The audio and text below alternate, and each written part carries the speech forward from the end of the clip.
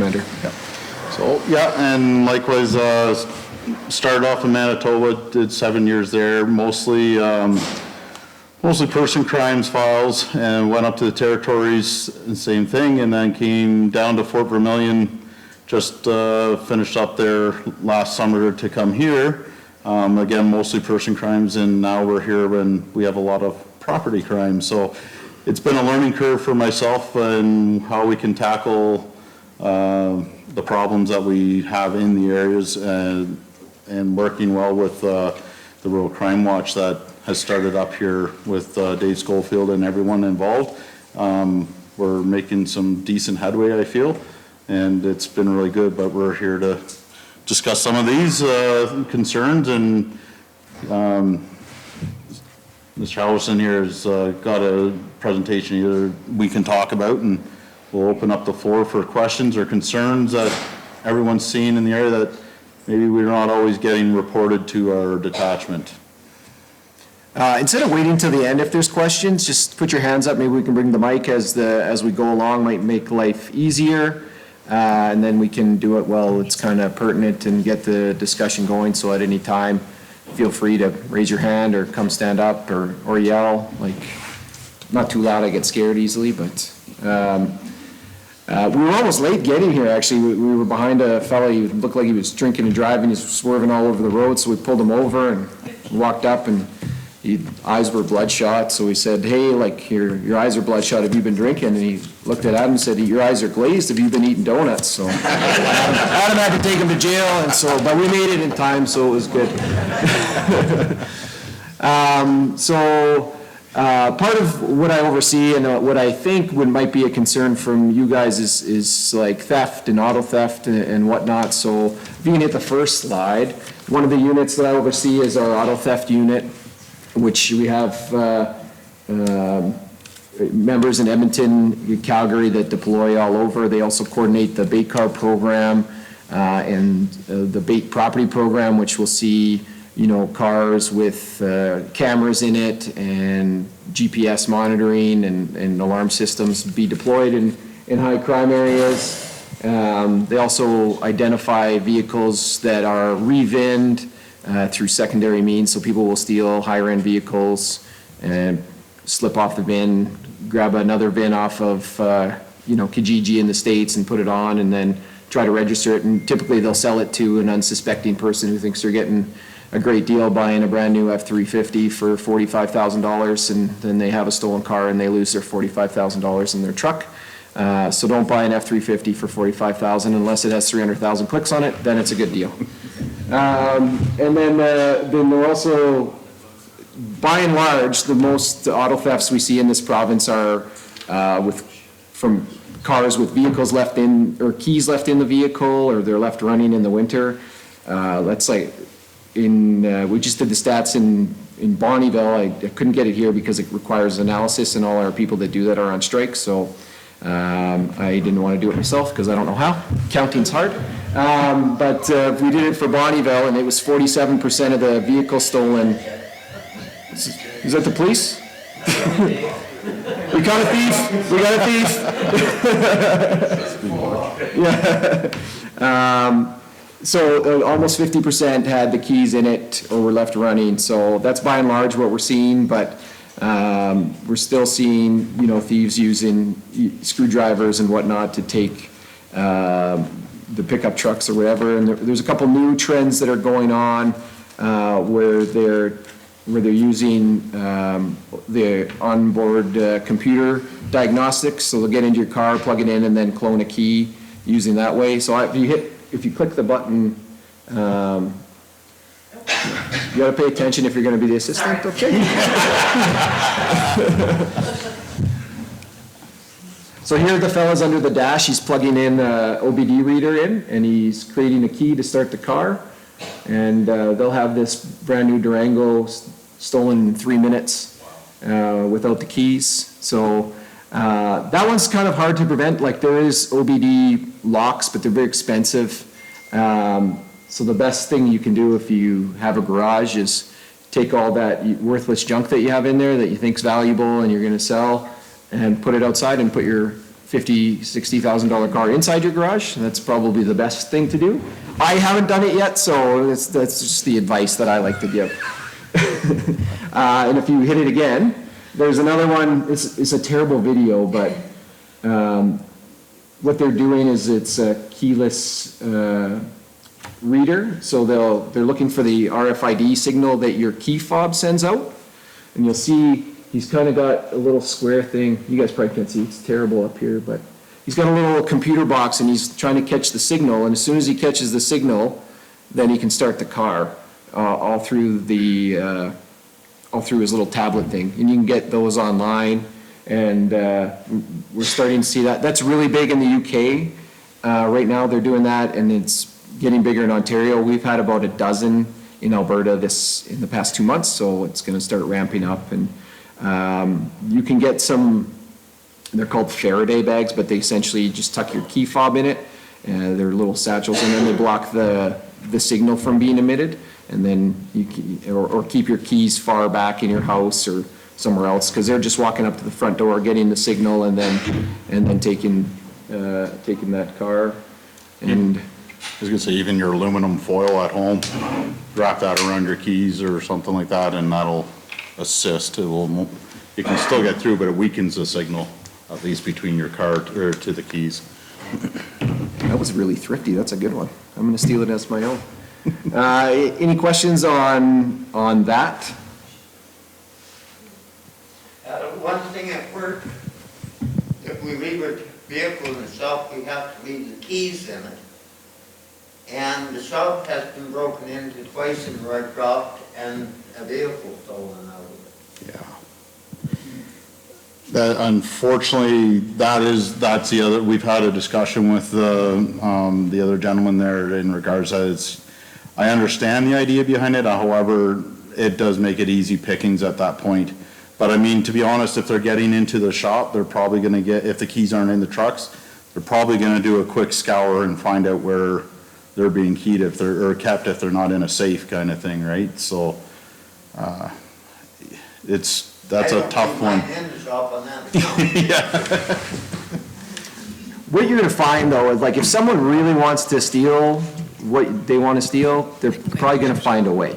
The best hope is you can deter and get them to go on to your neighbor who you don't like and steal their car because your car has a club on it or your keys are tucked away and then hopefully they just get tired going from neighbor to neighbor looking for the easy picking, and then they just go home.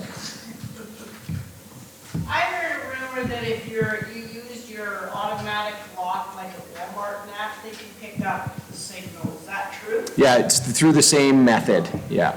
Don't let that deter you, like, you still have to live, but that's essentially what they're doing is. Better if you lock when you get out than using. Yeah, yeah.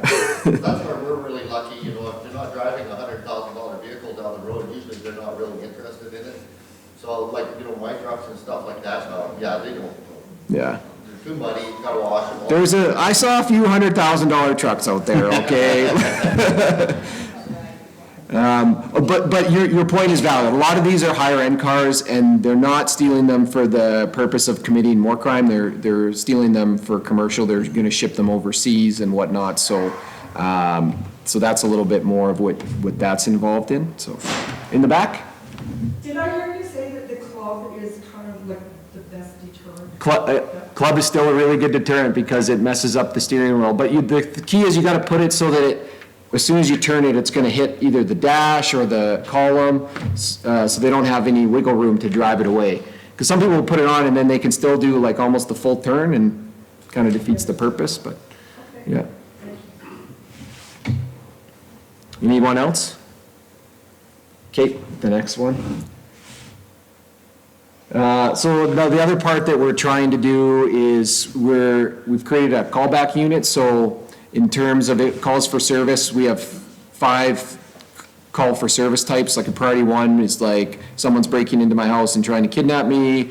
Priority 2 is there's someone like kind of trespassing on my property. Priority 3 would be, having someone utter threats to me and they're not here, but I'm worried they're going to come and see me. And then priority 4 and priority 5 are like kind of information files.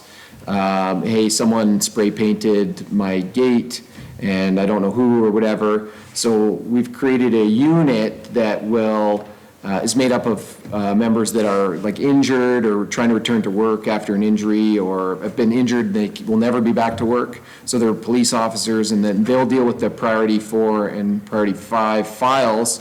And then the detachment members here won't have to spend any time on that. So if you're calling that in, you'll probably end up speaking to one of them and doing that. But it still gets recorded on the detachment statistics. And if there does happen to be like a misclassification, it'll get forwarded back to the detachment to be followed up on.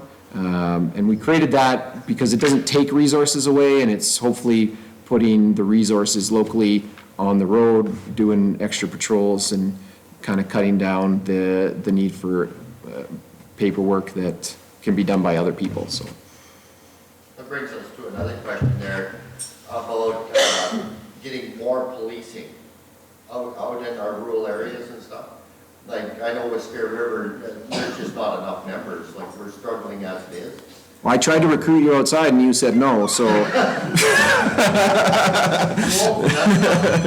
Yeah. But, no, like it's, government said, like, I know they've been talking about increasing policing in Calgary and Edmonton. Is there any talk of increasing the policing around in our rural areas, like our rural towns, like Spear River?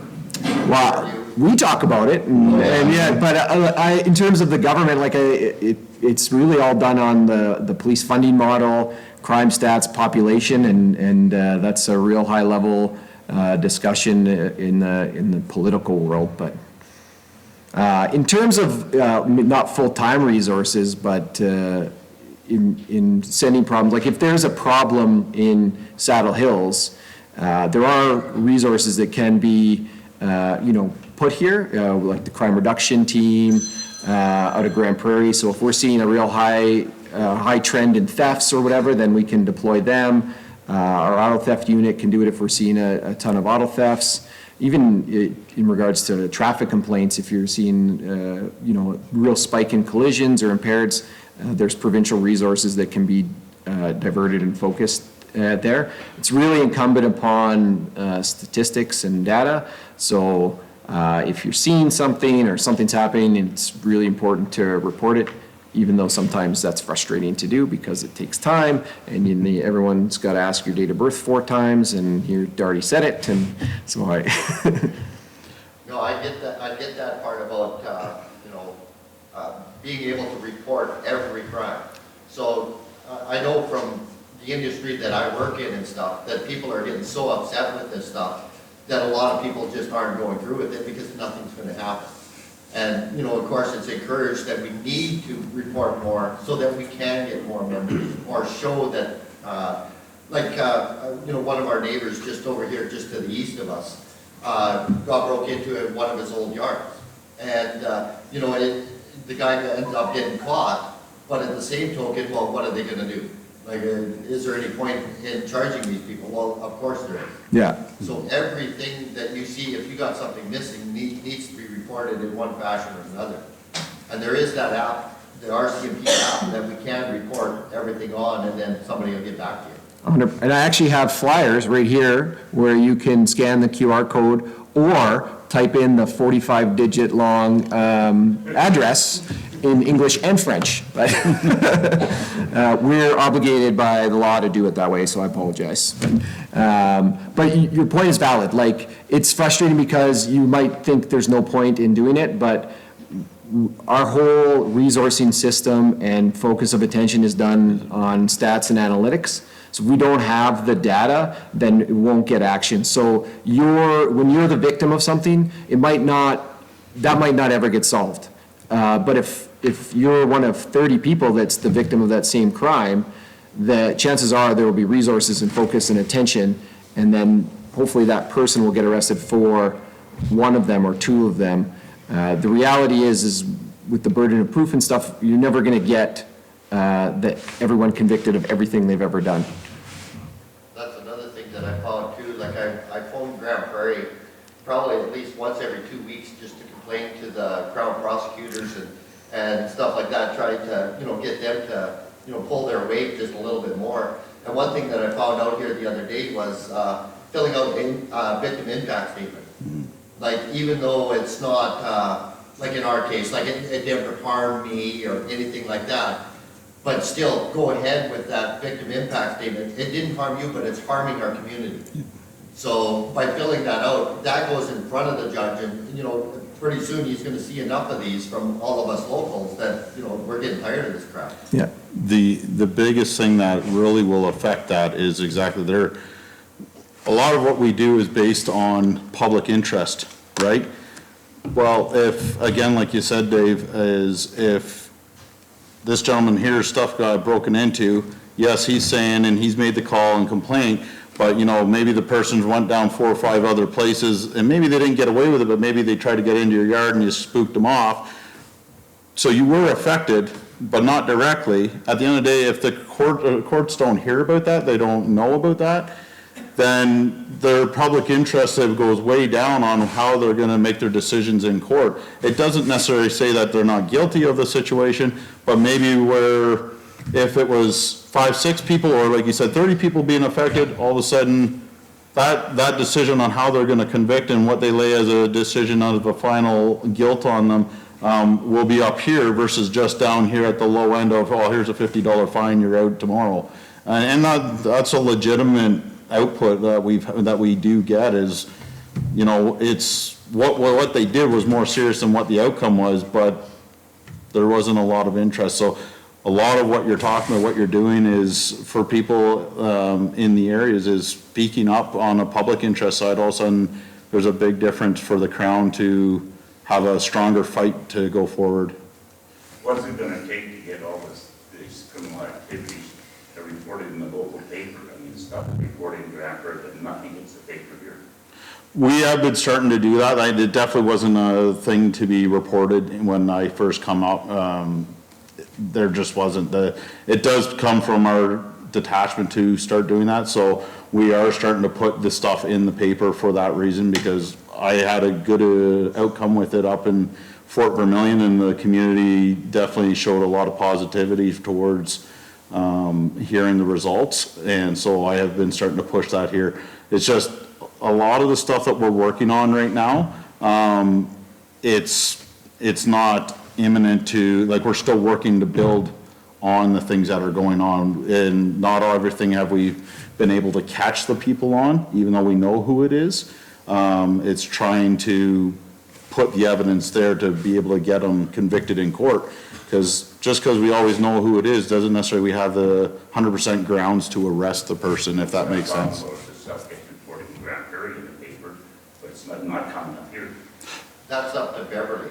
Like, I've talked to Beverly, the editor of the Signal.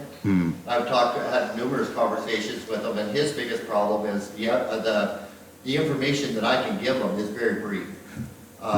So I'm kind of more relying on him to get the information, and you know, he's slowly working on it. Now he's got to pay every time for a court case, so he can get the information. He's got to pay the courts or whoever he pays in order to get the information. And a lot of times, without like Spirit River doesn't have a media person here in Spirit River, so a lot of this stuff has to come out of Grand Prairie.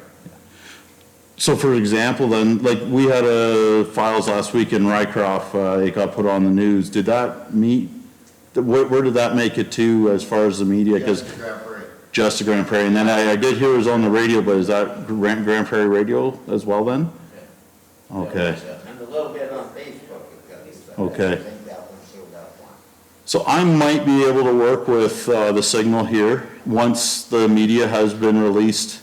They give me a copy of that media release that gets put out there, so I'm able to probably turn around and give that to the Signal here, so that can definitely get out to our local communities here as well. I didn't. The Signal should be able to, like, get into the proxy, like, the distribution list. Oh, okay. So, might just be. Maybe that's all we gotta do then. And is then set they that should up. just get all the releases, so. Okay. But then they'll have to filter through, so. So a few minutes ago, you were talking about funding models. And for interest's sake, about 4 years ago, we started giving money to the province for policing. Before that, it was municipalities under 5,000 didn't pay for policing. This year, Saddle Hills County will pay about $450,000 to the province for policing. Thank So you. Don't feel bad about asking for help because we're paying for it. Absolutely. Yeah. Absolutely. Well, that's one thing I gotta say, like, with all the stuff that's been going on and stuff, the Spear River Detachment in the whole has been freaking amazing to deal with. Like, you guys have Thank you. done a really good job responding quickly and all that kind of stuff to anything that I've ever had to deal with and stuff. It's been a great relationship. So have you found in the Saddle Hills, since you're here, that the crime rate has really taken off in our area in the last year and a half? Like, we seem to find it, but is that what you're finding? So I got here in September and I hit the ground running, literally. Between the copper thefts, gas thefts, in a lot of it was oil, but a lot of it, especially the fuel, was hitting the farm communities, like the homes, taken from your guys' tanks and that. So it was hard for me to say what was, because I will literally say the first 2 months, it was just sort of chaotic for what I expected to see. But now we hit a bit of a lull there in December, thank goodness. You know, there's a couple individuals that were taken down in the area that really helped immensely. We even found, even for like catalytic converters that were being stolen, those went down significantly. And then there's been a few files here in probably the last 2 months that with working with the Moonshine Crime Watch there, doing a lot of work and helping out us to be able to get out there sooner. Always knock on wood. It's gonna be a holiday, didn't you, when you come to Spirit? Well, I wasn't expecting a holiday, but I wasn't expecting that. That was more what I was dealt with when I was up in the northern communities and, you know, but that's okay. It was a good, quick learning curve and, you know, trying to figure out what was going to be the best way to tackle this as we go. And again, working with the likes of yourselves has been immensely given us the access to do more and get results a lot further. So I do push that a lot as well. It has to be both of us working together. I understand there's always risks involved and people are hesitant, and I fully respect that, and I won't force anybody to do what they feel uncomfortable to do. But for those that, you know, are able to, or even just share a little bit to somebody and it gets us going in the right direction, sometimes that's all we need. And not always is that the case that we find in the policing world, that we don't always get that little buzzword or buzz information that gets us started in the right direction. So. What he meant to say is snitches get pulled out of ditches by the police, so if you want help, you can hit it again. So another new strategy is integrated offender management. So in the province of Alberta, we have about 80,000 people that commit criminal offenses. So we've ranked them from 80,000 all the way to number 1. Based on their crime severity index scoring. So when you see communities in Maclean's magazine and it's the worst, it's usually Wetaskiwin, so I could say that because we're far away and they won't get mad at me, but the worst communities it's based on the crime severity index. So every crime type is given a score based on financial costs, societal costs, human costs, like actuarial accountants figured it all out and gave everyone. So every crime type's given that score, and if a person is listed as they're charged in that file, they're a suspect chargeable, meaning we could charge them, but for some reason we're not, or we will later, or they're a suspect in it, they adopt that crime severity index rating, and then their score, their rank from 80,000 to number 1 is based on that. So the cumulative score, the higher the CSI rating, that we say they're causing the most harm to the community.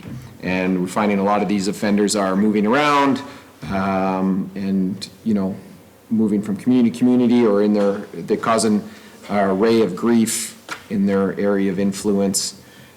So the Integrated Offender Management Unit is going to these people proactively and trying to identify their needs and get them to come on board. So they work with a case development group, which is someone from the probation office, someone from mental health, someone from an addictions counselor, children and family services, and we try to identify why they're committing crime and then give them the resources they need to get off of it. And so if you agree to participate in this program, you'll get access to things quicker, cheaper, and sooner, because everyone's kind of working to reduce the harm you're causing to the community.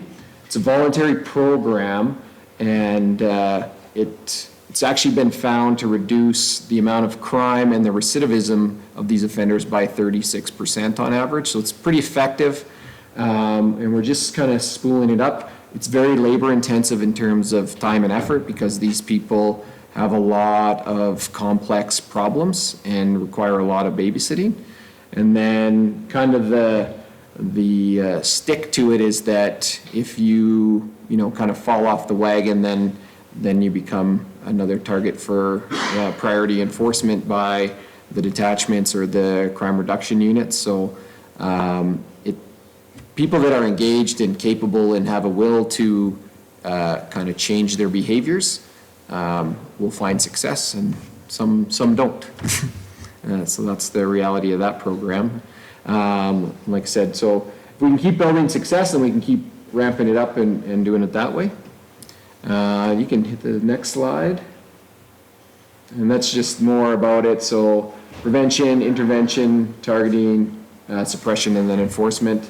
And we'll literally run through all the gambit. But like I said, it's a voluntary program, mostly because you have to want to change in order to actually change. And so we'll see how much better we can make all these people.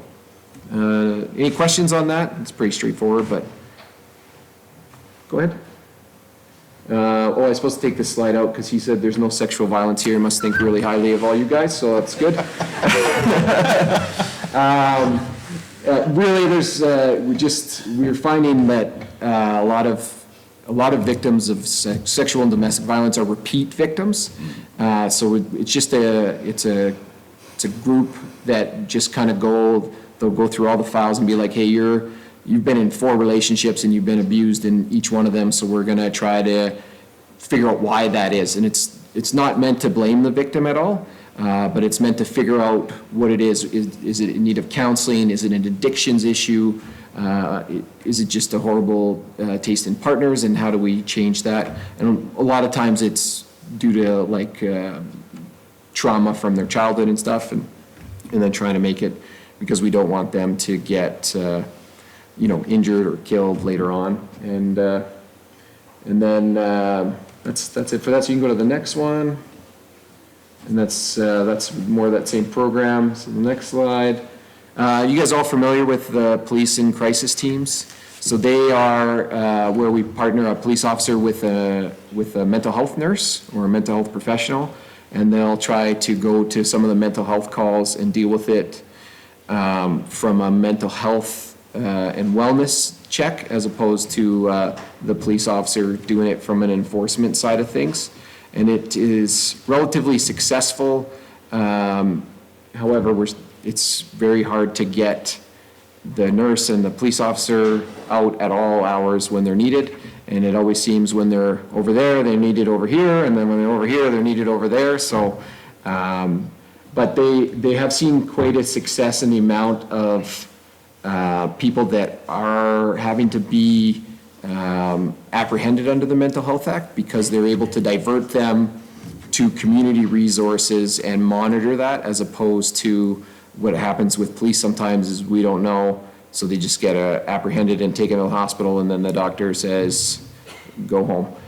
So it's two-pronged. It's taking the police officer's time, and then it's also eating up healthcare time. So it was like they reduced that by like 85% of the time when they're involved.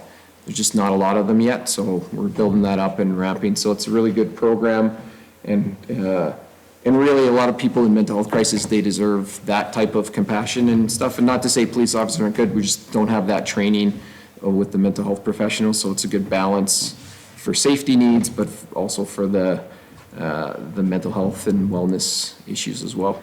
Yeah. And then we're just going to talk about ways to protect yourself and your property.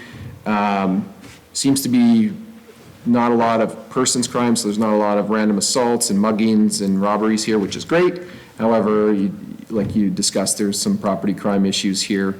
The bottom line is, like, lock it or lose it. Like, if you shouldn't have to, like, you own your property, you should be able to leave it open and come and go and leave your valuables out, and that's the way it should be, but that's not the way it is, so. How dare we see that as bait?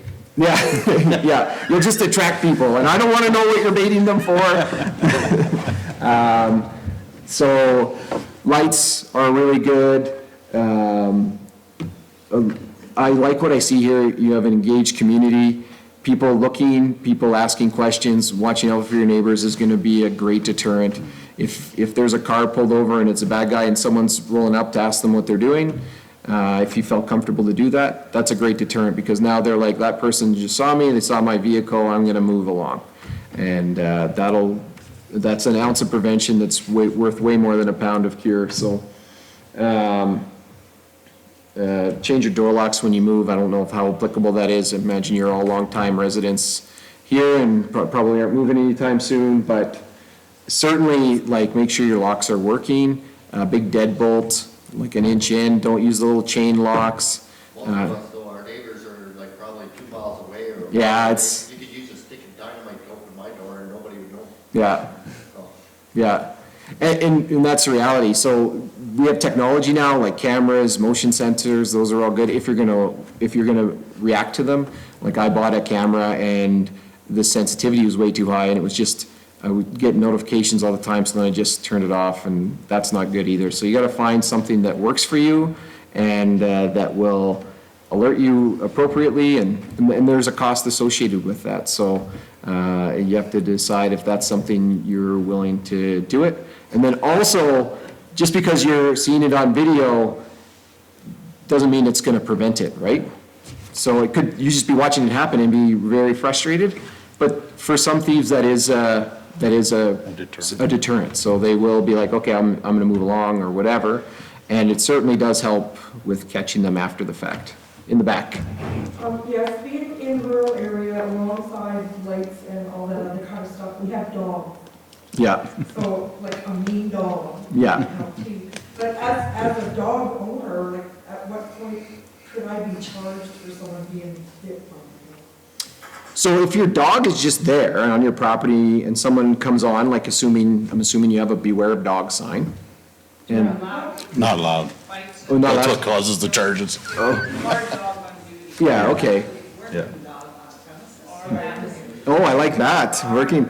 But ultimately, if there's a warning about it, and you wouldn't be charged criminally because it's just your dog on your property. So now, is there a civil liability for that?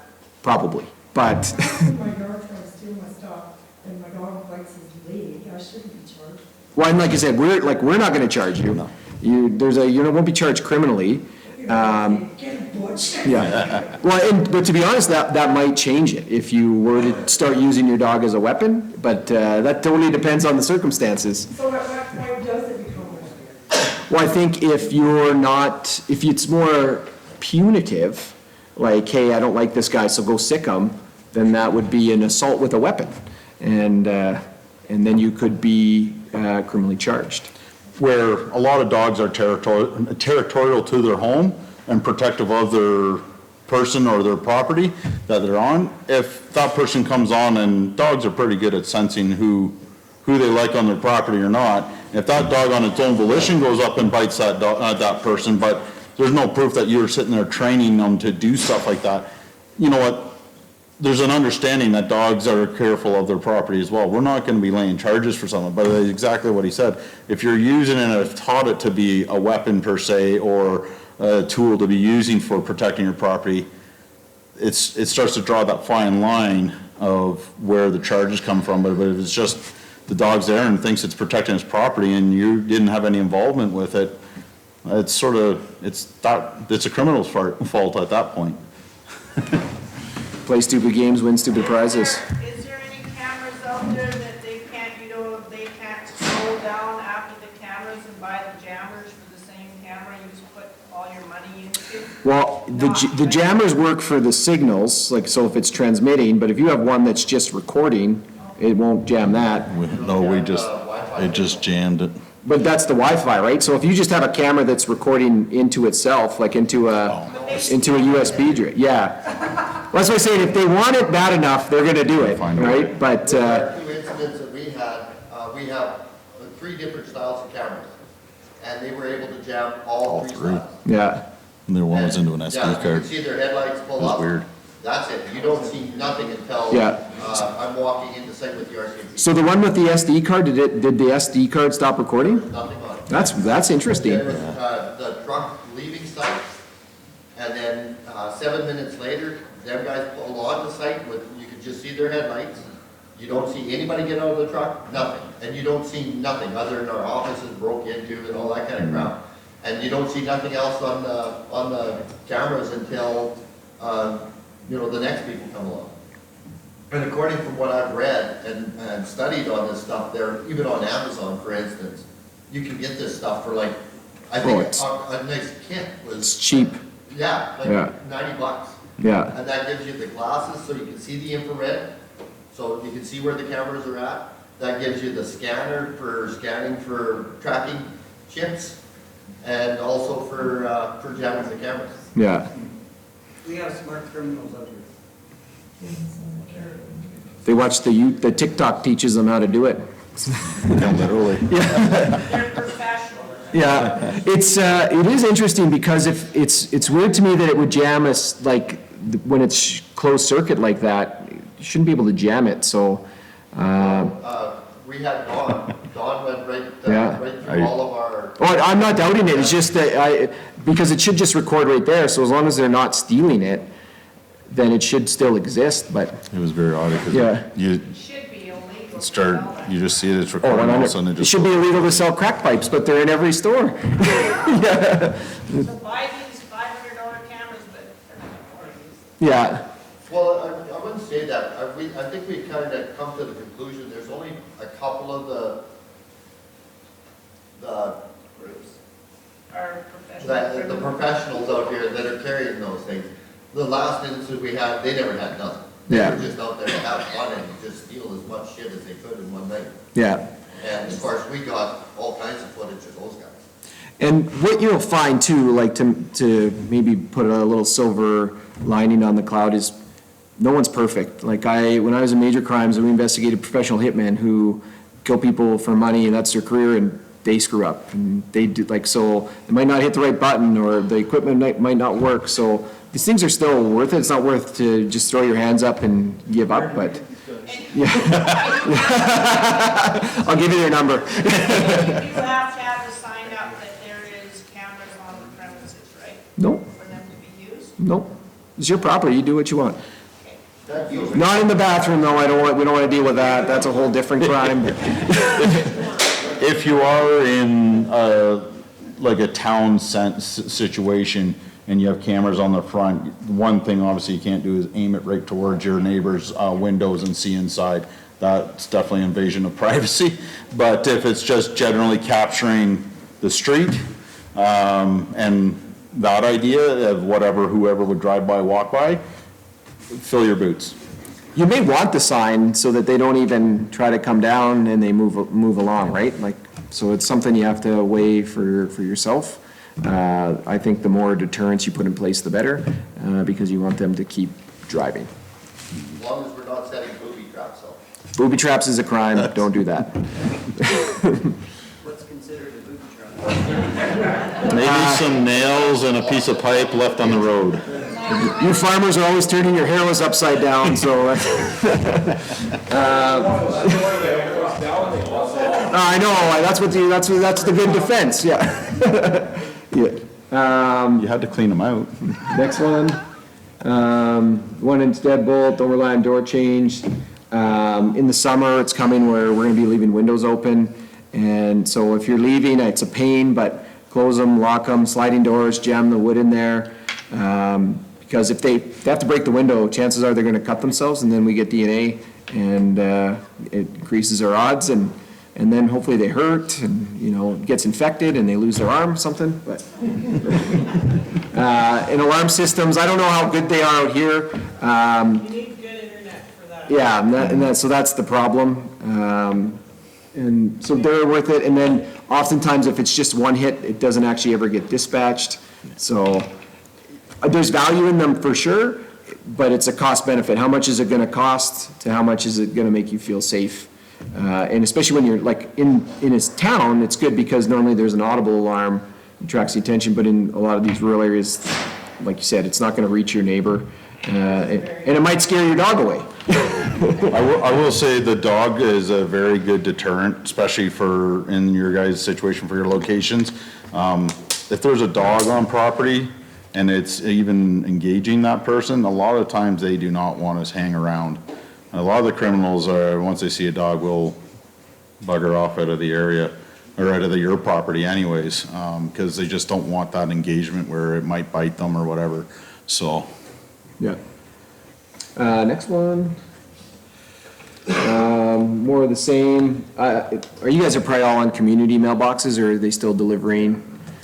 So a lot of this goes more to fraud and stuff where people are trying to glean information about you, which maybe is a good time to talk about social media and stuff and what you're putting on social media, because some of the fraudsters are very good at fishing for information. Lots of dates of births on there. You're gonna be commenting about your cute grandkids with their names, and these are all little bits of information that good con artists can use to get into you. And we all say we're smarter than that, but I've seen some pretty intelligent people fall prey to some pretty sophisticated con men and send lots and lots of money to them. So please, if someone's phoning you, don't give them money. If they're pretending to be your loved one, don't send them money. They're not. Your loved one's not in a jail somewhere else. And if they are, like, there's other things will happen, especially if they're in a foreign country. There's processes to notify. So if they're phoning you for bail money or whatever, that seems to be one that catches a lot of people. And then the lottery winnings. If you win a lottery, you never have to pay money for it. So if someone's asking, that's a red flag. And no one will take bill payment for, gift cards and stuff. So that's another red flag. So if you're not really savvy, but you like to be on social media, get someone and have them like lock down your account the best they can.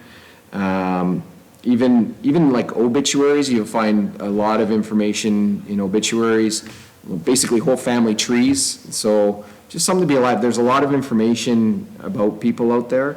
I'll do it as a game where I'll get some information and try to just find out as much as I can about someone through those open sources. So, so it's bad enough to lose your chainsaw or whatever, but if you're losing your life savings to a scammer, that's completely devastating. And so, sorry, that just brings back to the names on the mailboxes and stuff. And I should mention though, Canada Post policy is if you have a driveway box, you have to have your name. oh, really? Oh. Not your, just Brian or. Yeah, that's, you have to have all that. I'm going to talk to the Canada Post Security. That's, why is that? Do you know is that to verify the, Yeah, just part of that section to make sure that the correct letters are in the correct boxes. with the use of blue signs and stuff, do you still see a need for that, or? Because they're mostly by name, like up here, everybody is R1. Oh, okay, that makes sense, yeah. So you have to, I actually had advised a guy, I'm like, oh, he asked me about a new box, and I'm like, oh, I wouldn't. Yeah. That's just ridiculous. But then I go back to the office and they're like, yeah, no, he has to have a driveway. But there's very few that are starting to do that. Yeah. But just so you know. No, that's good to know, because really it is a bit of a problem, but yeah. Okay, next one. Ladders and tools, obviously, if they're on your property, don't make it easy for them. Make them bring their own tools in to break in, and then maybe they'll leave them behind. But lock your gates, fuel tank sheds. Again, like I know it's a pain, but if you're leaving, lock that stuff up. Or if you're going to bed, like I do a routine before I go to bed. Like I'll go check my back door, my front door, then I'll go look out my front window, and my neighbor always leaves his garage open, so then I text him, your garage door's open, and then I go to bed, and so it almost has to be a habit and a routine, and if you make it that, it's easier for when it's minus 50 to do it, because that's just what you do every night, and then you'll start waking up panic, being like, did I do it? But then you'll know that you do it every night, and it'll be fine.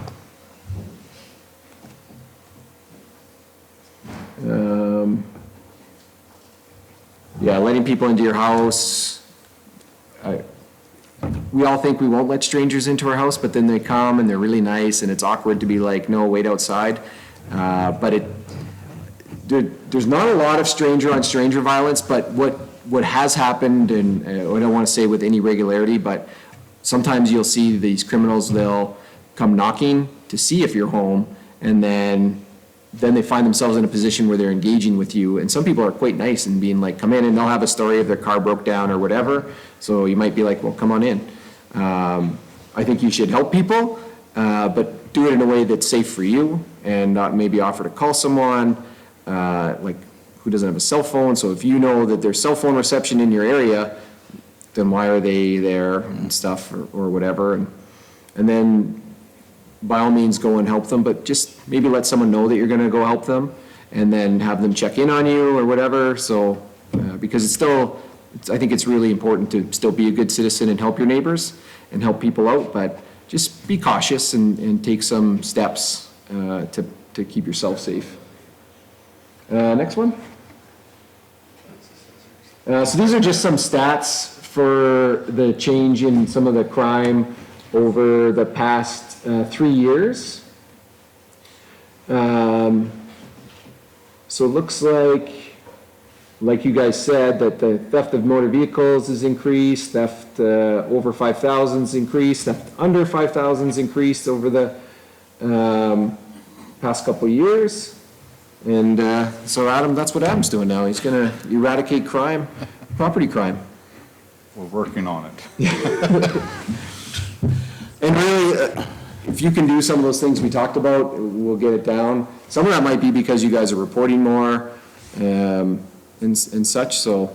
And the reporting, like you said earlier at the start, is not a bad thing. Don't ever feel like, well, we're causing more work on the police when they're so shorthanded. The thing is, the truth is, and I tried to say this to the oil companies there in the fall when we were getting so many of the sites hit. I mean, I know for a fact that out of 2 or 3 of the files being reported, they had 4 or 5 sites that were hit that weren't being reported. If we were getting all those reported, I can tell you right now, it's a lot easier for me to go to district and say, hey, I need a couple units or crew or whatever we can spare. And even if we try to tackle it for a week and then they come back another week later and we just keep working at it to gain our information or work at things, we'll get that help, that extra manpower, I guess, if you want to say, to deal with this versus, and I understand that it's a problem, it's a headache sometimes, because, you know, we all of a sudden have to come out and, you know, take a statement from somebody, versus, you know, it's interrupting their day of work or whatever that looks like. But it will, eventually, it will help in the long run. And I've been trying to push that with the oil companies and talking to the guys, the managers and that, and just saying, listen, we could really use, now we have made a system a little easier for them specifically where they can document it on paper, on a form and just email it to us, and then we create a file and just send the file back to them. So there's not them taking time away from work to drive into, say, the detachment to report it.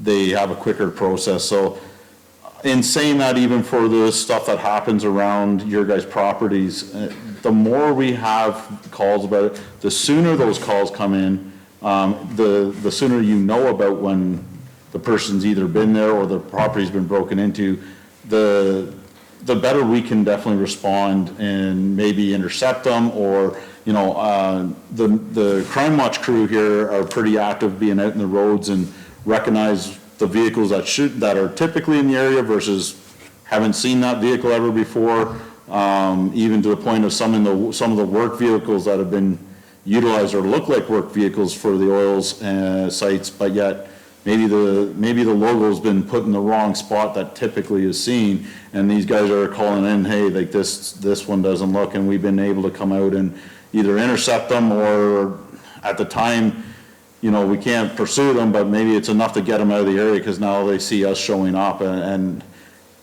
not saying that doesn't stop the next night or the night after, but these are some of the steps that are helping immensely, I think, in the last short time here that the Crime Watch has been up and going. That has really helped us to make a bit of a difference that way as well. Yeah, just keep, like, being sporadic. Like, well, the way we were told is keep the pressure on them, because pretty soon they're gonna mess up. Mm-hmm. And by them not knowing when we're out and about, you know, like we carry on with our regular lives, but, oh, I feel like going for a drive, and that spooks them. And so if they go out there and just want, you know, they don't know when somebody's gonna come along. And the same thing with an RCMP cruiser out there just tooling around. They don't know when they're gonna drive into that driveway. And that's what I've encouraged since I've got here with the members, understanding where our biggest file load is, where we gotta focus. You know, we have a lot of property crime that does end up towards the Saddle Hills side. Some of our person crimes end up going the other direction, more so than the property crime. So I'm asking my members too to start getting out, and I started that sooner, not just now, but I've been asking them and encouraging them to get out on the roads. I said, even if you're not physically stopping, because when they are one person to a car and they're all the way out here in Bonanza and their backup is sitting at home waiting to be called out, you know, that's an hour drive in the meantime. If they're intercepting that person on their own, you know, that can be a really bad day for that member. But I've also turned and said to them, I have no problem if you're going to go out and make a patrol, that you can call out your backup and go, so that if you're going all the way out to Bonanza in these areas and touring the back roads, your backup's already with you. I'd rather safety for them, and, you know, then we can intercept that person, where a lot of times by themselves, members won't entertain that individual on their own for a safety factor, in the sense that if it gets into a physical altercation, it's hard to say how that turns out, right? It's a rolling the dice at that point. So I have definitely encouraged that to my members, and willing to pay for that kind of overtime as well if that's needed. That goes to that 450 that we were talking about, so.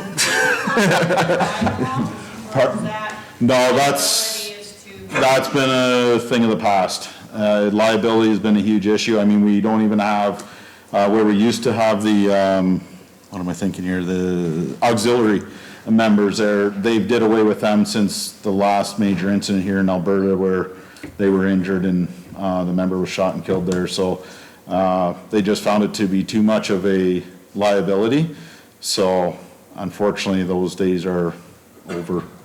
Which, don't get me wrong, the auxiliaries were, I encourage them immensely. They were a huge help for us, knowledge in the community, big time, that, you know, even those locations, to know where maybe these guys hide stuff that we wouldn't know as new people to the community, all of a sudden they had that information, and it's just, that's a huge asset that's been lost for sure. I couldn't pull the stats for Saddle Hills specific, but the Spirit Detachment has a average response time for the first 3 months of this year of 14 minutes, which is actually really good considering how big the area is, and probably indicative of them being on the road a little bit more, or being on the road just in general, so they're reacting faster.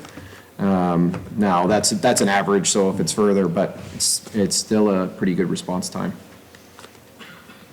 The next one, that's just another breakdown of kind of the stats. Not surprisingly, motor vehicle collisions account for the vast majority of the complaints, and then it goes down to the thefts and suspicious vehicles. It's actually really good that you guys are phoning in suspicious vehicles and stuff, so keep keep that up, because that's the type of thing where if they're out looking for them and that's someone's up to no good, it's either a deterrent or they're in a stolen vehicle, they have warrants, they're driving while prohibited, and it's a chance for the members here to interdict that and remove them. So that's good. Next one. So this is what I was talking about earlier about how we kind of rank the offenders. And then so we do this analogy that if we were to get rid of the top 100 offenders in the province, we could eliminate crime from Airdrie, Wetaskiwin, or Leduc completely. That's kind of the impact that they have, is like a whole city's crime rate is caused by the 100 people. The next slide. So these are the top 1 to 10 division offenders that are active in the Spirit River Detachment area. So you have number 69, number 93, 139, number 203, 227 have all been active in here in Spirit River in the last 18 months, including in the month of March. So that's kind of how we're doing it and trying to focus the enforcement and on those people, because we know those people cause a lot of harm to your community and the communities around. Again, that goes back to our crowd, though, our constables arresting these people, but being able to actually punish these guys. Some of these key people that are out there are running the street, they'll do a crime and they're back out in a day or two. Yep. And so, again, stressing lots, and we need to tell our MLAs and send emails to everybody. Yeah, and like you probably saw it in the news, like there's a big movement, the Chiefs of Police Association is trying to lobby the government with stats about people out on bail that cause problems. We're trying to build a partnership with the provincial crown to, a strategic targeted prosecution so that they're in line, like we're targeting these people for enforcement, so we want them to target those people for prosecution. And if there's one of those ones where it's like, maybe I could go easy or maybe I wouldn't, like if they're on this list or whatever, they'll be like, no, we're not gonna go easy because we know that this is a problem. One of the crowns was explaining to us, like if we had 75,000 cars stolen or 7,500 cars stolen in our province, maybe we charge 1,000 people and, 750 get convicted, but to them, it's only a 1,000 car problem. They don't realize that it's a 7,500 car problem. So it's incumbent upon us to give them that information. So we're trying to work through that information flow so they know, hey, this is important because it's a bigger impact on the community than we were. Because we like to say that lawyers and judges live in gated communities and have no idea about the reality of life. And there's no lawyers in here, is there? Wouldn't let them. Yeah. I think that's it. And so that they're supposed to say questions there, but it didn't come up. But you guys have been asking questions, which is great. So, any more questions? Anything else about I that? just have one, you're talking about that, we'll call it the stock approach to criminal, where you're gonna check why they need mental health supports, is it addiction supports? Is there a point where some of these repeat offenders not qualify? So in terms of, you're talking about the integrated offender management? Yeah. So we would go after the worst of the worst, but if they're not playing by the rules, then they don't get the kit glove treatment. So it's incumbent upon them to do it, but it's not a get out of jail free card. It's a we'll work with you, but that requires you to also work with us. And if they are not working with us, then the enforcement side comes in and then deals with them.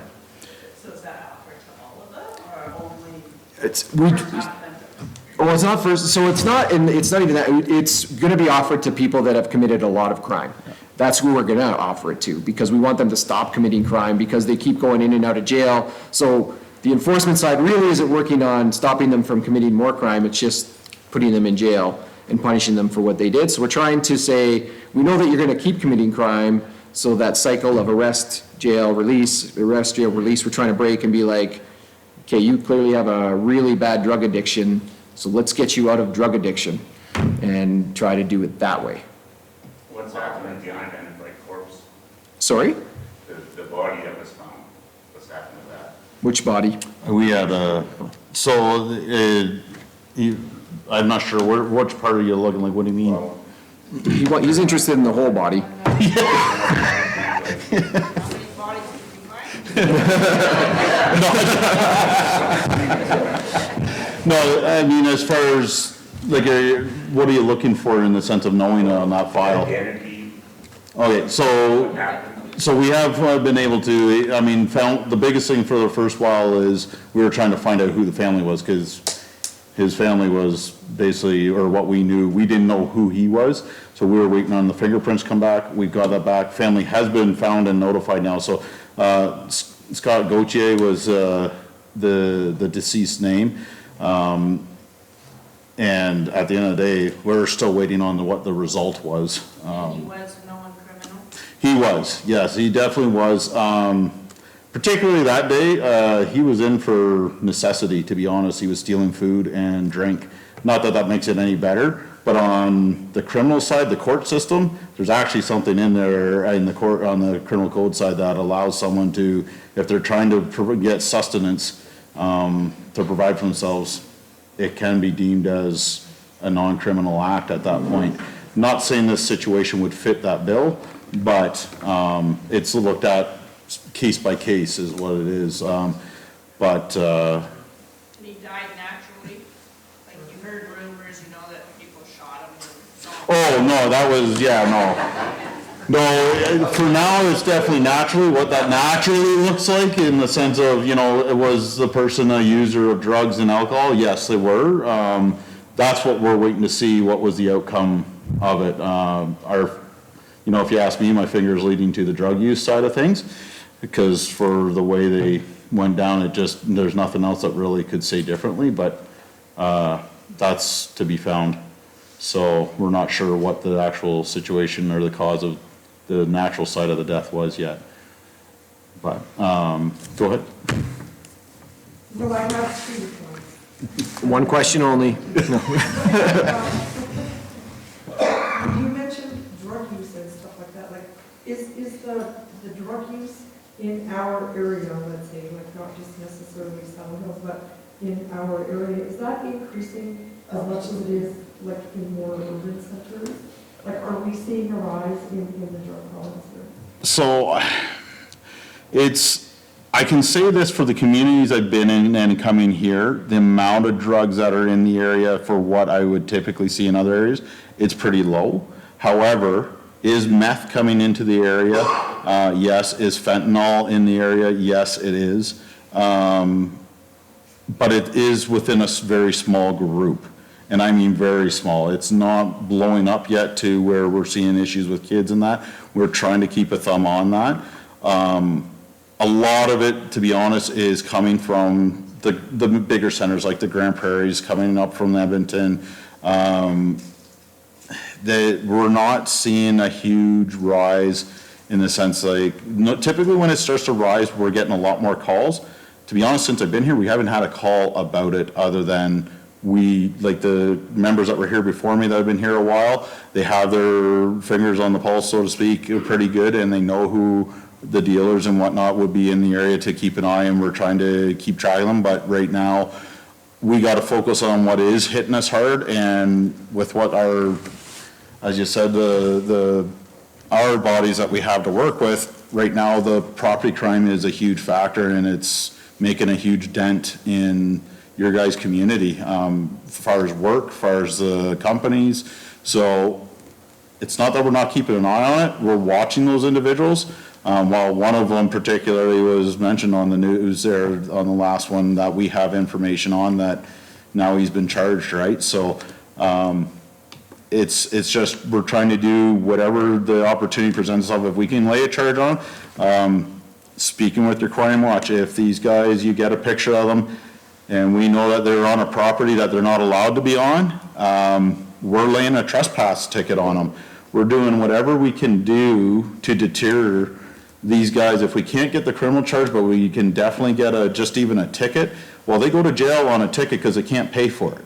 Because a warrant comes out for arrest and they'll stay in jail for, even if it is 2 or 3 days, those actually hold they go straight to jail, don't collect anything else unless someone can pay their way out.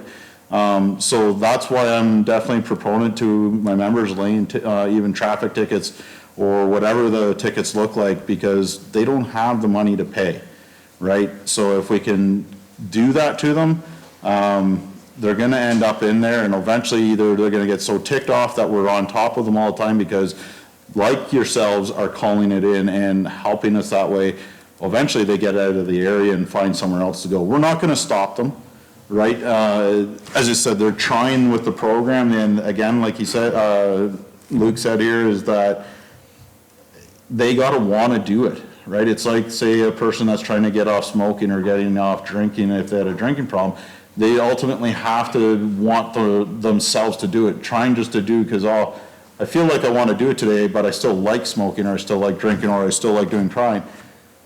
We're not going to get through to those people in the same way as if the person really wants to try and stop.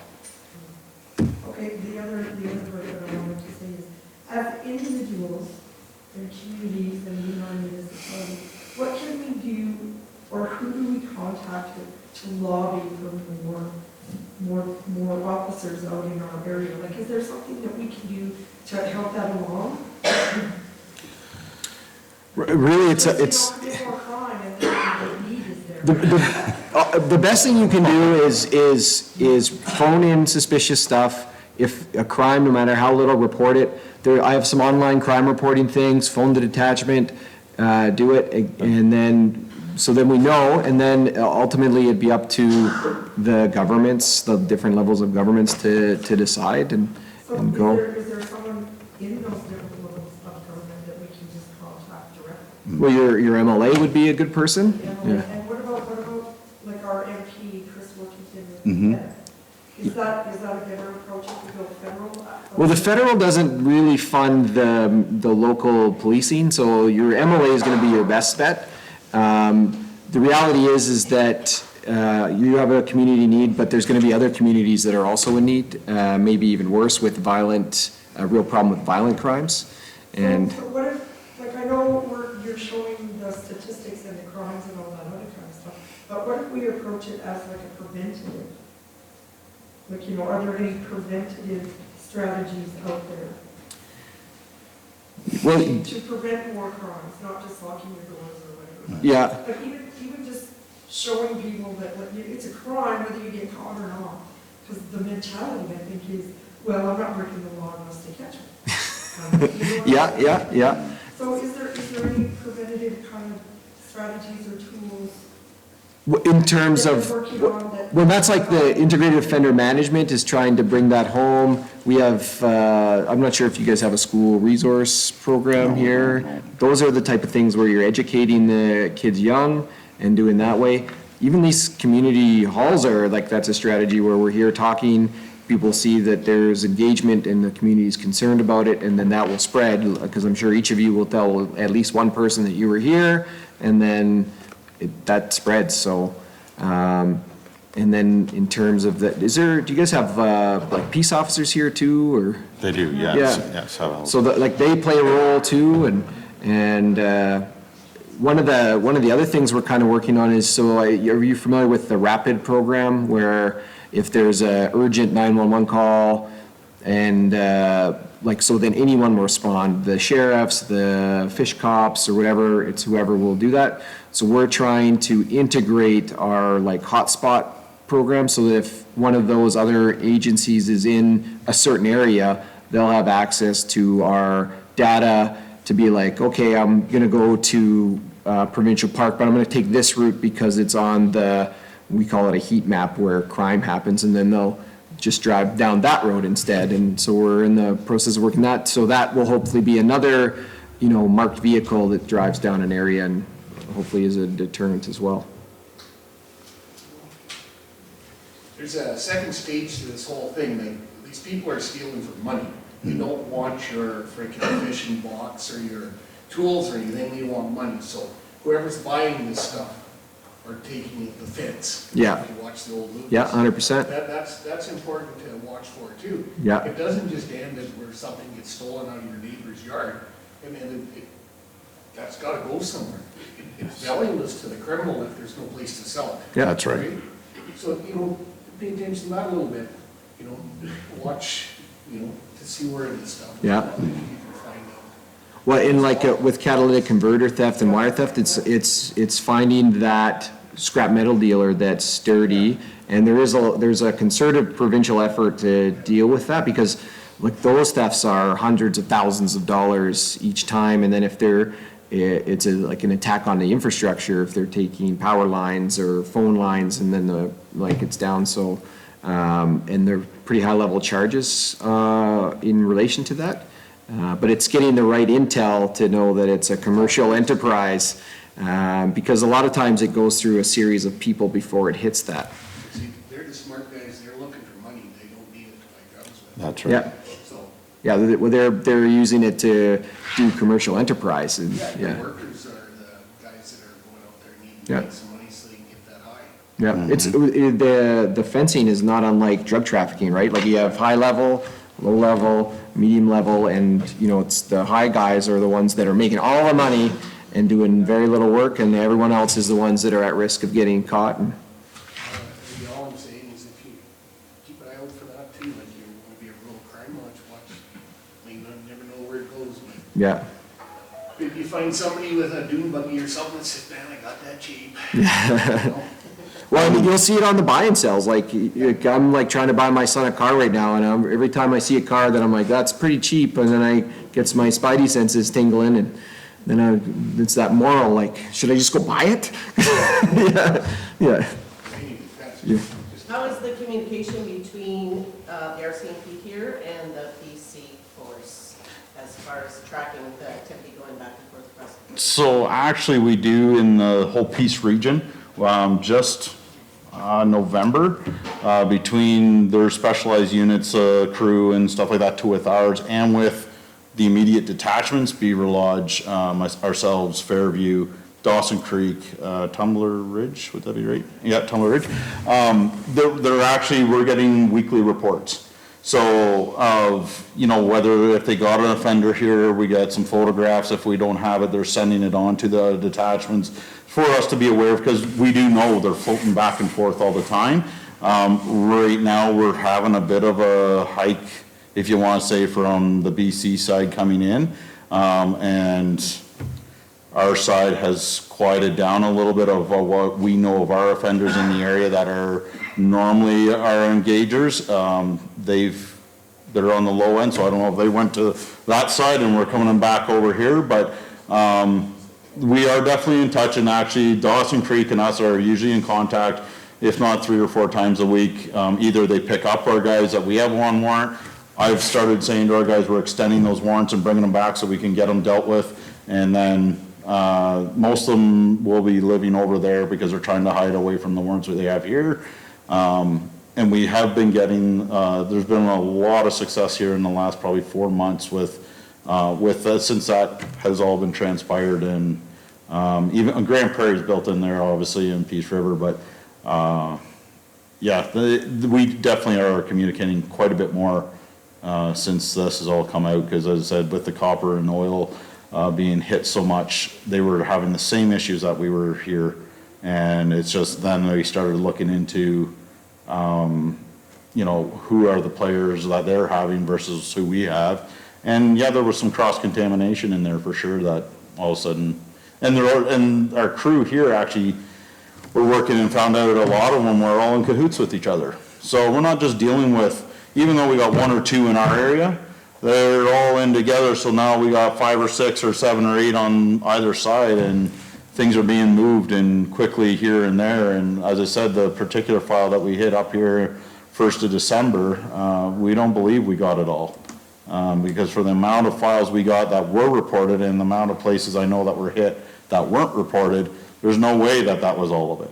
So, as far as the copper theft. But, you know, it is definitely, we've definitely come a long ways, I think, even just in the short time that I've been here, with them building up that communication line for sure. So it was seen on somewhere, somebody posted that they're melting the copper wire down into bars? They've been doing that for a bit. It's, That would be easier for them to ship it somewhere, right? it also gets heavy. So like that particular load that they ended up having, unfortunately, we couldn't give it back to all, or split it out to all the oil companies, that were hit, because unfortunately, only one of them were able to come up with, identification for some of the cable that we had seized. So at some point, we just have to give it back to them, and then they will work with they said they were gonna talk to the other companies involved and work something out with them. But I mean, without it all being stripped, that came out to almost a $60,000 amount. And if it's all stripped, it's going for $6 a pound right now. So, you know. So question, if you or I or anybody else has something on your property and there's a suspicion that you didn't acquire it legally, you have to prove by the bill of sale or whatever that you acquired it legally. These guys that are selling copper and stuff, why isn't there some kind of requirement for them to prove where they got this stuff? So my understanding of what they've been putting in place and what they have had to do for a long time, being even when I was in Ontario, every province does their own thing, I know, but they're supposed to provide identification, name, the scrap dealer is supposed to take down their name and all that. There's nothing per se yet stating that they have to prove where they got it from, because unfortunately, once you strip the copper and it's bare, there's nothing on there. I know that BC, quite a long time ago, started stamping their, like the hydro company started stamping their own copper, so they would be able to identify it at the scrapyard when it showed up, and then there were some questions in there that they'd be able to ask the scrap dealer. But in Alberta here right now, there's nothing like that, so copper is just copper, so who's to prove, other than if the same name keeps popping up, which we get reports monthly, I think, right now, of, hey, these are the names that have popped up at the scrap dealer. Some they're using legit names, and again, as he said, is if that scrap dealer is a legit outfit, then they'll provide all the names. This is who we got. They won't accept somebody who's just given a random name without some ID to back it up. Then we're getting those names and they're like, hey, well, that's one of our guys. That's, Fairview's guy. So now we know that we're going to be keeping an eye on if they weren't on the radar for a bit. Well, now they're back on our radar, but they can't really force that outside of providing that identification, right? And some of them aren't always legit, and for the scrap guys, copper's money for them. That's what they're. And there's the other side of it too. I have a friend that for many years ran a pawn shop in Kelowna. So a guy comes in there with $4,000 pair, 15-year-old kid comes in there with $4,000 pair of binoculars. So he gives him $50 for it, gets, a basic identification on the kid. Phones the Kelowna police, the RCMP, or whoever you phone, they come over, they look at the binoculars, and they said to him, and this is honest to God truth, they said to him, oh, the insurance company paid them off a long time ago, they wouldn't even look into it. So, people they just throw their shoulders out or their arms up and say, like, what's the point of calling the police? Yes. Unfortunately, we can't speak to everybody, as we all know in every job, right? But I'm not saying that, but I think there should be more scrutiny, that's all I'm saying. Like 15-year-old kid doesn't come in with a, $4,000 pair of nice binoculars. No. And take $50 for it and walk out the door. No idea what he's got, all he knows is he's got some get some cash out of it. cigarette money or whatever it is he's gonna use it for. And there's no follow-up on it. That gets frustrating to business owners and to people in general, like, why aren't you following up on this stuff? And I'm not saying that's the case here, but it does happen, that's what I'm saying. Yeah. And if I go in with a catalytic converter on a truck when it finally dies, and sell it, part it out, sell the wheels, whatever, scrap the metal, that's fine, but if I go in there with catalytic converters on a 50 vehicle, there should be a red flag. Absolutely, and that does come down to them doing exactly what your buddy did there, was calling up that detachment or local detachment and say, hey, This just came in, it stinks, as you say, it doesn't make sense that someone comes in with 50 of them unless you're the, you know, like say Rycroft has a scrap guy there, right? So unless he shows up with them, well, that's different, because then people are taking their stuff there, he's parting it out, that makes sense. But just for random Joe Blow to come in with that kind of amount, yeah, it doesn't make sense, and they should be. Scrap dealer will have the paperwork to back himself up. Absolutely, yeah.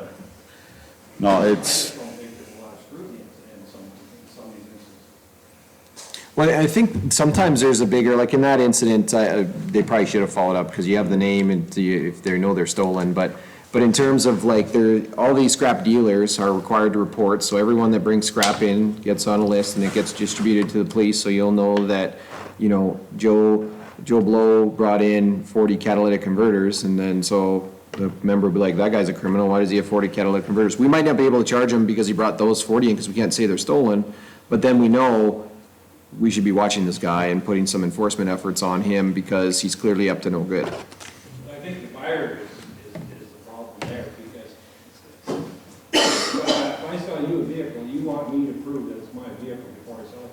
Yep. So, But the very nature of scrap metal is that it's essentially trash, right? And so they're doing what's required by law. They're keeping count of what that person's bringing. They're theoretically keeping accurate records about their identity, their time, and then reporting it. And a lot of times you just can't go back and be like, because there's not serial numbers on them or whatever, to say that it's stolen. We all know it's stolen, but it's how do you prove it? And then, so it's incumbent on using that as intel to then target the enforcement. So is there any more comments from the audience, that is kind of moving down, or anybody else have a comment on it? I have a question on drones. If I fly a drone over someone else's property, is that legal? so we just had this literally yesterday. And we looked into the Aeronautics Act, and actually it does state in there that under the Aeronautics Act that a person has to get the permission from that said owner of the land or home to be able to fly their drone over their property and look at it. Otherwise, there's a certain height that they have to be above and below. They can't go too high and they can't go too low.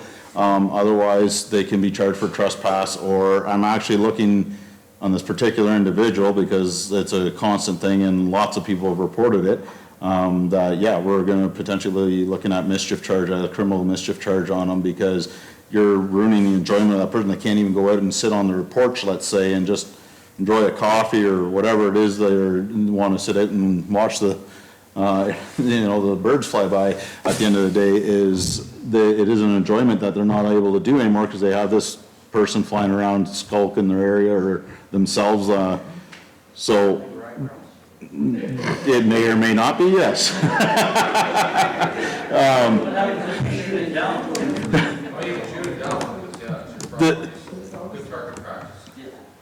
Yeah. Can you shoot it down, because I got told it was kind of illegal to shoot. Well, if you're in town, I'm gonna say there's gonna be a lot of people calling and you've illegally used a firearm in an area that you shouldn't have been. Out on a farmland, if, there's no one around in the area and all you're doing is as far as I'm concerned, I'd be, whether it's. I'm not waiting on that one. You do what you do on your own property, as long as you're not harming anybody, then. And who are they gonna report it to? You'll get a personal meeting with Adam then. Yeah. Any final comments? Biggest thing I say about everything about this, do not make that person the victim. Right? If you make them the victim, I'm sorry, at the end of the day, as much as what any one of you may be trying to do, whether you're fed up or not with the situation, if there's a criminal investigation to come about whatever occurred, and you're the person that was trying to stop the criminal, and it went the other way, even though it wasn't intentional, you've made them the victim. Unfortunately, we will lay charges.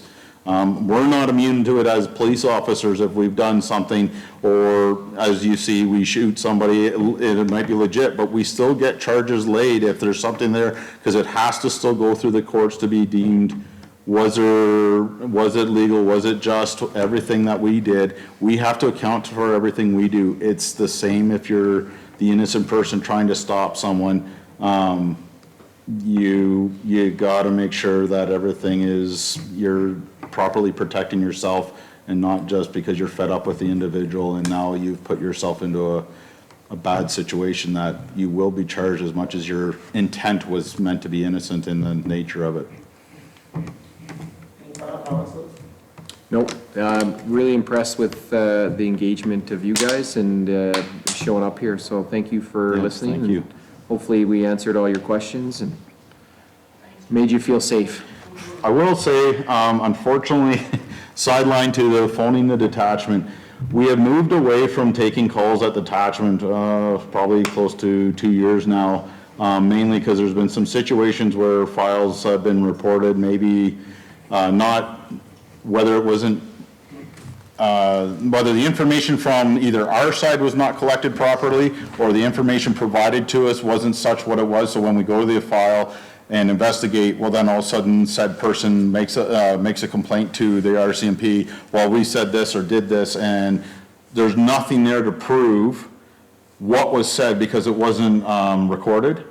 So to protect us, to protect yourselves, they've turned around and said that they want all files to go through either 911 or through our dispatcher, because those always get recorded. So everything you say then, no matter what, will be 100% recorded, and if you said that and the officer didn't do their job, or vice versa, the officer is clear of what was maybe they're being accused of, or, you know, maybe there's some reprimand to come back to the officer if they didn't do what they were asked, or whatever the situation is.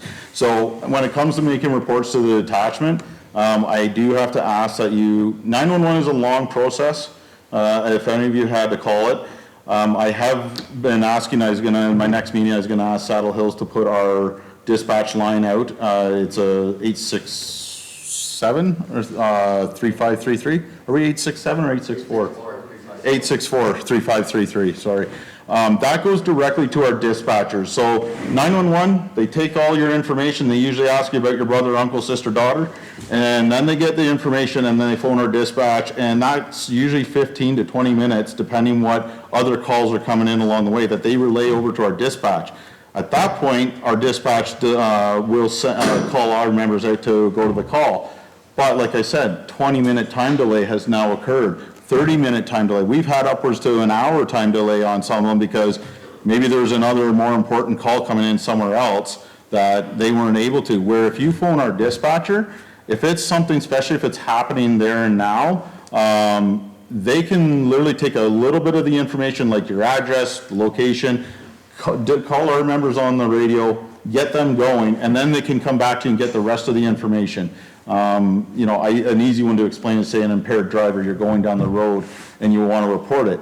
If you call our dispatch line, they can get members on the road quicker, provided they're not already at a more serious situation, call, investigation. But that's what I do encourage. However, obviously 911 is the easiest number to remember in a case of emergency, so. My understanding that's not 24/7 though. No, our dispatchers are 24/7, yeah. The other number for the, what is it, 3425? 32. It's the RCMP Detachment, which is business hours only. Yeah, the 3252. Okay. Sorry, I don't phone my detachment enough. That number particularly is, yeah, that one's only during 8 to 4 hours. And I will say right now, the federal government, our PSCs, like our clerks and all that, they're all on strike. So that it does include some of our dispatchers, so they're even working at more minimums than what they were prior to the strike. So I do caution, please bear with them. They do a really good job taking the information in, but in particular, we have 3 dispatchers when before the strike that would cover all of what we call Western Alberta District for us, which stems from Drayton Valley all the way up to high level. So there's a lot of detachments in areas there that 3 people try to maintain. So right now we're even a little less than that. So if it is in the next few weeks, we're hoping this won't last long, but if you're calling, please bear that in mind. They are trying to do everything they can, so. It is 3525 for the River Detachment. Thank you, yes. And dispatch line is 3533. Yes. So that 3533 will definitely, and they'll dispatch us instantly. So, yeah, that one will definitely get to us. So it's a pleasure to tell you Saddle Hills isn't on strike. Yeah. Here, he has been recording these guys' pictures and their words and some of the things. We're going to put some of that information on our website, so you'll be able to see it again. You'll be able to provide it to some of your friends or people who are around who didn't see it today. So we want to thank Carrie and Bryce and Monica from our staff for being here today, and the counselors, Jerry and Rose. I'm here too, Ed. For being here. But most of all, we want to thank you for being here. Yes. And Luke and Adam for being here. You know, I'm sure it's a tough job, but you're working for the people, and so that makes it worthwhile. Right? Well, thank you. So, Thank you. Thank you for coming. And there's some more donuts and some coffee around. Stick around, visit a little bit if you want, or dinner's late and you got to go. That's great to come. Thanks for coming. And, Thank you.